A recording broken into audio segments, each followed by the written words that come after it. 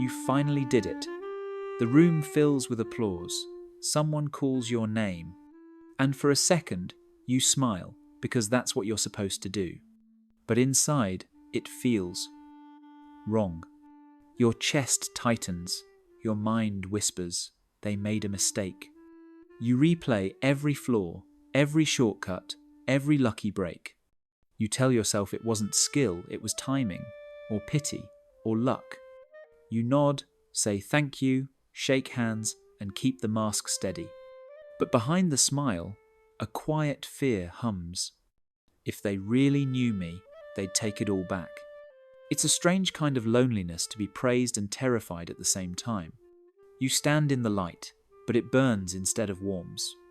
You wonder why success doesn't feel like joy, why it feels like standing on thin ice, waiting to crack.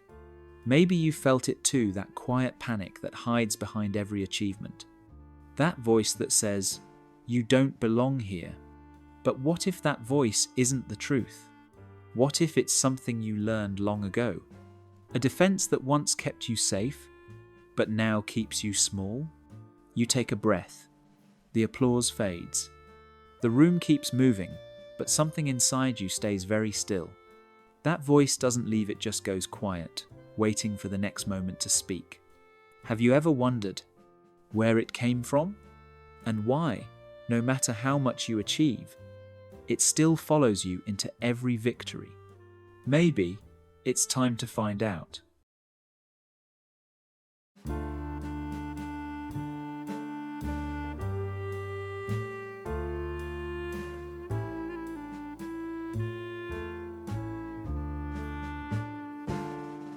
Impostor Syndrome. It sounds like a diagnosis, doesn't it? But it isn't a disease. It's a story your mind tells that you're not really what people think you are. It's the quiet fear of being seen too closely. The fear that someone will pull back the curtain and say, you're not that good. It hides behind compliments, behind promotions, behind every "you did great." This isn't humility. Humility says, I still have things to learn. Impostor syndrome says, I don't deserve to be here at all. It's the difference between knowing your limits and feeling like a lie. And here's the truth. It doesn't only live in insecure people. It lives in high achievers, in artists, in doctors, in parents who keep everything together while quietly falling apart. Even Maya Angelou once said, I've written 11 books, but each time I think, oh, they're going to find out now. If someone like her could feel that way, maybe the problem isn't you. Maybe the problem is the way we've been taught to measure worth by constant success, flawless confidence, endless proof. Impostor syndrome isn't a weakness. It's the shadow that follows when you've worked too hard to prove you're enough. But here's the question we'll explore next. Why does that shadow appear in the first place? Why do we, deep down, believe that being enough is something we still have to earn? Have you ever felt that way, like you're just pretending to hold it all together? Tell me in the comments. When was the last time you doubted your own success?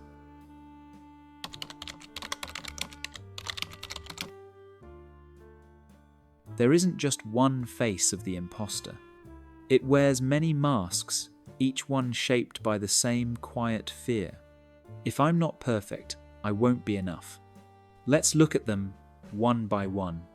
And as we do, notice which one sounds like you. First, the perfectionist. For them, success means flawless. 99 out of 100 feels like failure.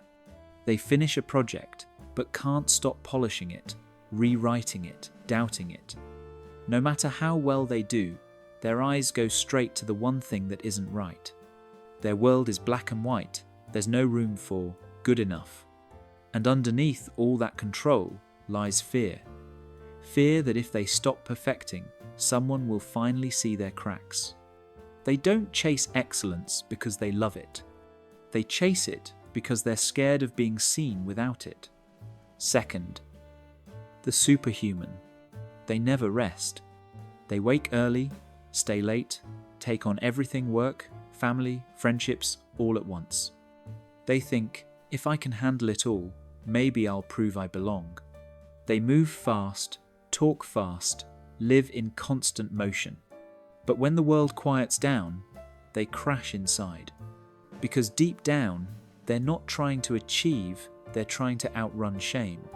They wear exhaustion like armor, and the silence after accomplishment feels louder than applause.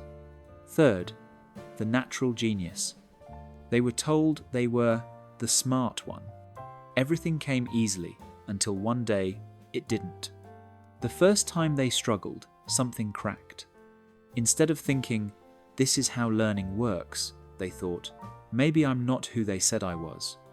They equate effort with failure, so they avoid what they can't master quickly, staying safe inside the things they already know. What they don't see is that growth always looks like clumsiness at first. Fourth, the soloist. They carry the unspoken rule: if I ask for help, I've failed. They work alone, even when surrounded by people. They'd rather drown quietly than call for a lifeline. Their pride is really the fear of being seen as weak. They confuse independence with worth, not realizing that connection is also strength. They forget that no one ever built anything meaningful completely alone. Fifth, the expert. They believe competence means knowing everything. They collect degrees, certifications, books, podcasts, endless preparation, yet still feel behind. They wait for a moment that never comes, when they'll finally know enough to feel legitimate. But the more they learn, the more they see what they don't know. Knowledge becomes an endless mountain with no peak. They don't see how far they've climbed, only how far there is left to go. Different masks, same pain. A heart that can't rest, even when it's already arrived. A mind that mistakes achievement for safety. A soul that believes love must be earned through proof. Maybe you recognized yourself in one of them. Maybe you saw bits of yourself in all five. If so, you're not broken, you're human. These masks were once your protection ways to survive in a world that praised perfection and punished mistakes. But protection can become prison. And to take off the mask, you first have to ask, where did I learn to wear it?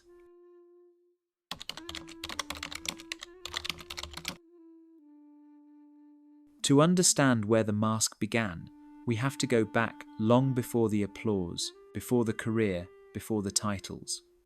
Back to the small version of you, the one who learned, without words, that love had conditions. Maybe you grew up in a conditional home. Every "I'm proud of you" came only after an A, a trophy, a perfect report card. You learned that being loved meant being impressive. So you kept chasing that feeling of being enough for a moment, until the next test appeared. You didn't know it then, but the seed of self-doubt had already been planted. If I fail, will they still love me? Or maybe yours was a comparison home. You were the shadow of someone else's light. Your sibling was the smart one, the athletic one, the golden child. You could win, but somehow it never felt like victory. There was always someone higher to measure against. And so you grew into an adult who measures yourself against everyone, friends, co-workers, strangers, online, never realizing the scale was broken all along. Then there's the critical home, the kind where nothing you did was quite enough. A home where praise was rare and silence meant disapproval. You learned to anticipate criticism before it arrived. You became your own harshest judge because beating others to the punch felt safer than waiting to be hurt. Each of these environments teaches the same quiet lesson. My worth is something I have to earn. And that belief follows you. It whispers through every promotion, every relationship, every success. It becomes the voice that says, don't celebrate, stay sharp, stay perfect, stay safe. But here's what most people miss. That voice once had a purpose. It was built to protect you, to keep you from losing love, approval, or belonging. It worked when you were small and powerless. But now, it keeps you trapped in a cage of your own making. The truth is, imposter feelings don't come from weakness. They come from survival. You learn to survive by earning, pleasing, and proving. And that worked until it started to hurt. So the question now isn't, what's wrong with me? The real question is, what am I still trying to prove, and to whom?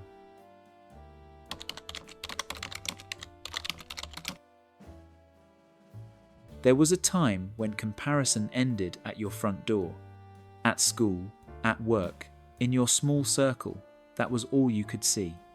But now, it's endless. You open your phone and step into a hall of mirrors. Everyone's achievements stare back: promotions, vacations, flawless photos, new houses, new lives. You scroll past hundreds of perfect moments in seconds, and suddenly your own life feels smaller. The mind knows it's curated, but the heart forgets. Because your brain doesn't compare facts, it compares feelings. Social media has become the loudest echo chamber for the imposter voice. Every post whispers, "They're doing better." Every like feels like proof that someone else is winning. We see only the highlight reels, not the breakdowns before the photo. We compare our behind the scenes to their best angles, and we always lose. It's not just envy. It's survival instinct twisted by visibility. Your mind says, if I'm not as good, I might not belong. So you try harder, another course, another goal, another mask, all to match an illusion that was never real. The more you compare, the louder the voice gets. Until one day, achievement stops feeling like pride. It just feels like relief that you haven't fallen behind. But here's a quiet truth. No one is actually keeping score. The race exists only in your mind. And the moment you stop running, you begin to see most people aren't ahead or behind. They're just as afraid of being left out as you are. That's the irony of our hyper-connected world. We've never been more visible, and yet we've never felt more unseen.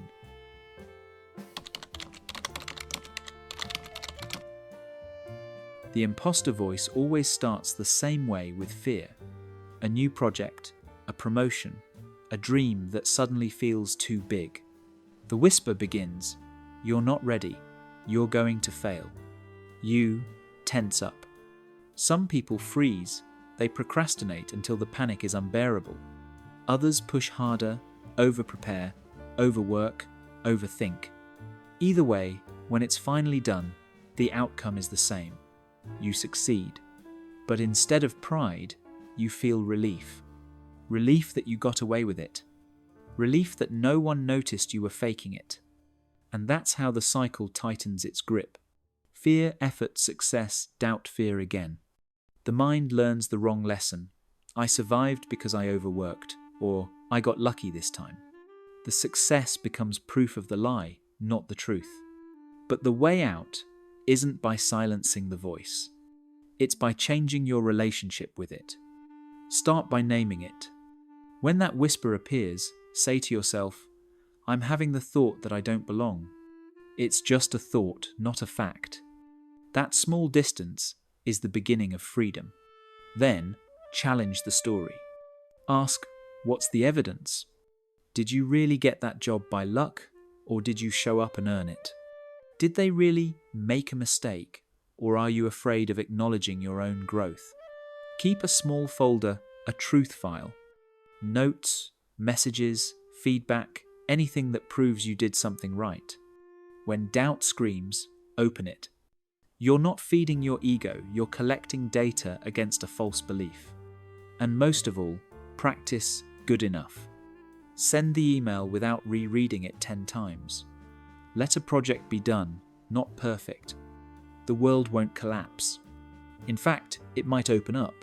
Because healing doesn't mean never doubting again. It means hearing the doubt, smiling gently, and saying, "I know you're scared, but I've got this." That's the quiet power of reclaiming self-worth, not by proving you're enough, but by realizing you always were.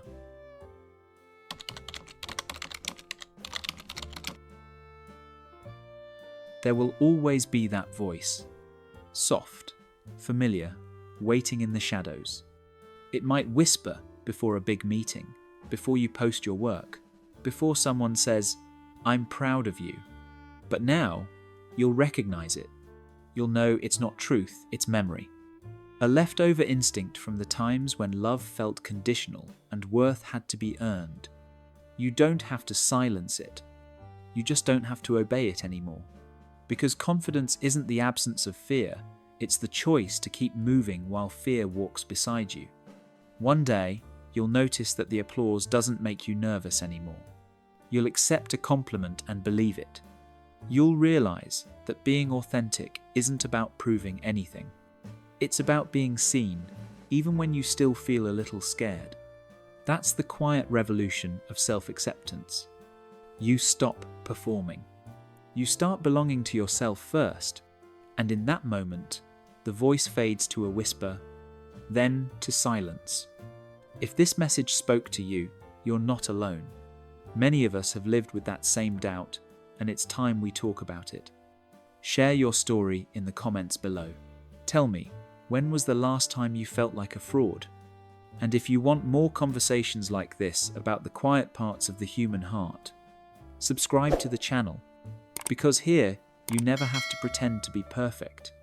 You only have to be real.